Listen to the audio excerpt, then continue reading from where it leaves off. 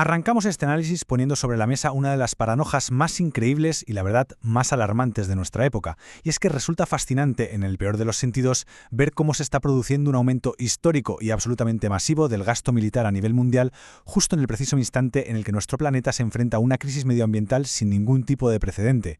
Es como si decidiéramos invertir todo en encontrar cerraduras nuevas mientras la casa entera se está incendiando.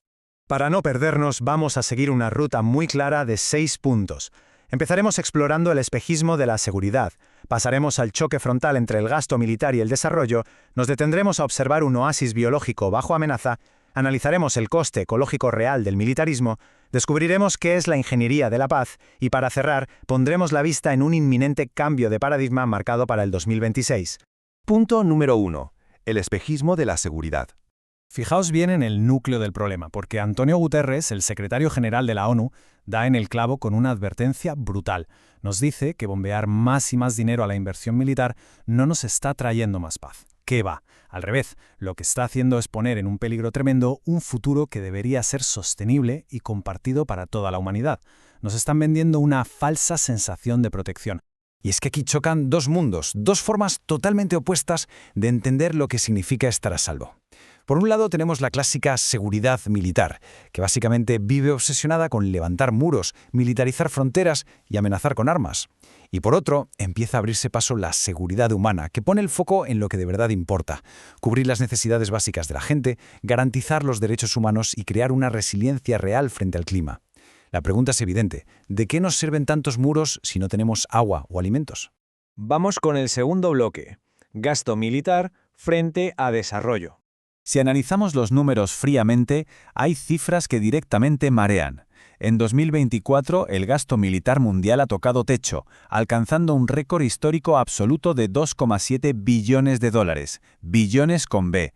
Y lo peor es que esto no es un pico puntual por una crisis concreta, hablamos de una década entera de crecimiento ininterrumpido.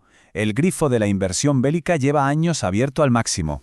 Y claro, cuando miramos quién está tirando de ese carro, vemos que Estados Unidos por sí solo representa 732.000 millones de dólares. Estamos hablando del 38% de todo el gasto armamentístico global.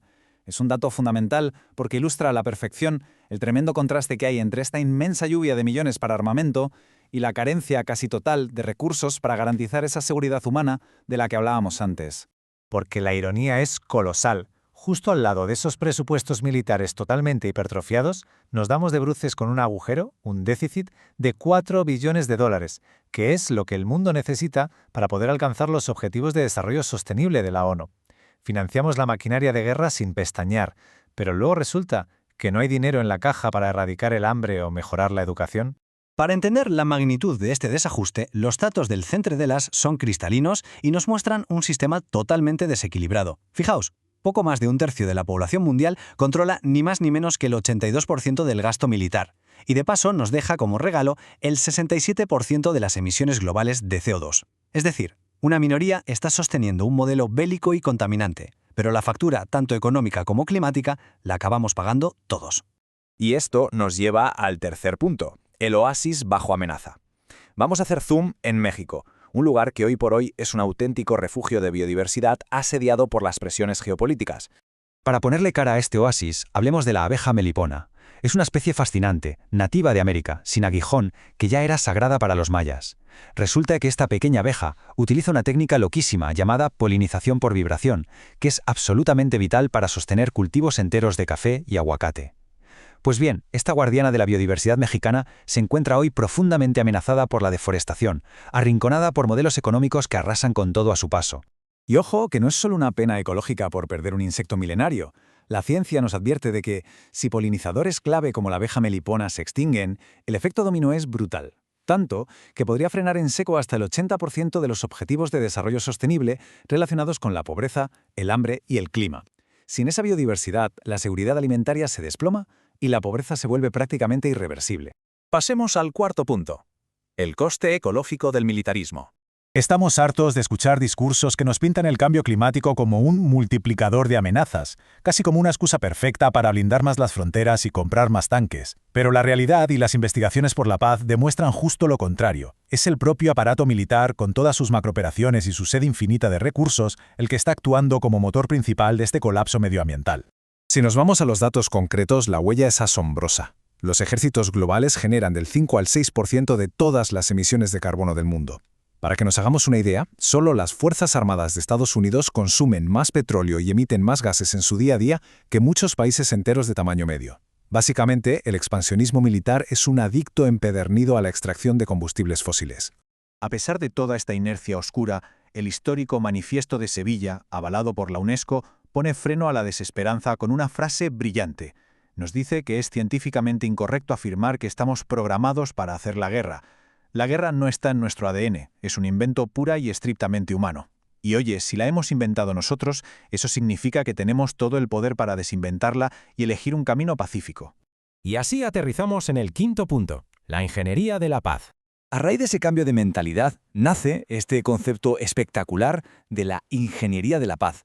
Es darle la vuelta a la tortilla, coger todo el rigor, el conocimiento de la ciencia y la tecnología, y en lugar de aplicarlos para diseñar misiles más rápidos, usarlos de forma intencionada para fomentar la prosperidad, la sostenibilidad y cuidar de nuestras comunidades. Por supuesto, esto no se hace chasqueando los dedos.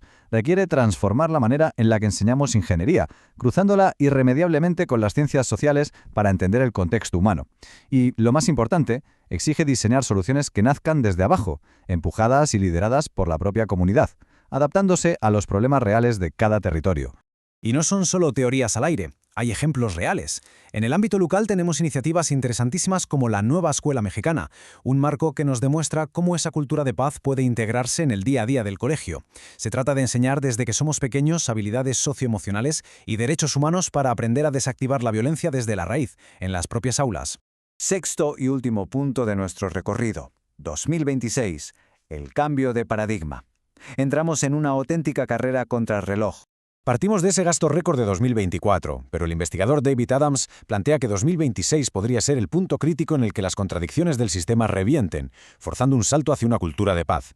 Y atención aquí, porque 2026 no es un año cualquiera, es el año en el que Norteamérica cogerá el Mundial de Fútbol. Un evento de este calibre pone a un país megadiverso como México en una especie de tiro al blanco de presiones y miradas globales. Por eso hay un llamado ineludible a la responsabilidad internacional de los países sede. Tienen la oportunidad histórica de desviar el foco del militarismo y liderar de verdad la carrera hacia los objetivos de desarrollo sostenible para 2030. Esta transición se ilustra perfectamente como un proceso de desmontaje. Tenemos que desmantelar ese caparazón exterior tan destructivo, construido a base de cultura de guerra y un gasto bélico desmesurado. Si logramos romper eso, lo que florece dentro es un estado de equilibrio ecológico sostenido por una seguridad humana auténtica, centrada, por fin, en cuidar y proteger la vida. Y para terminar este análisis, creo que toca hacerse una de esas preguntas que se te quedan resonando en la cabeza.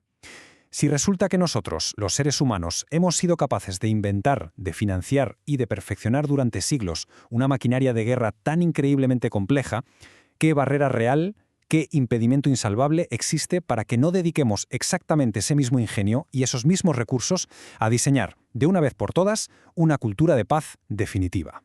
Ahí queda eso. Nos toca a todos cuestionar el sistema y decidir qué papel queremos jugar en el futuro de nuestro planeta.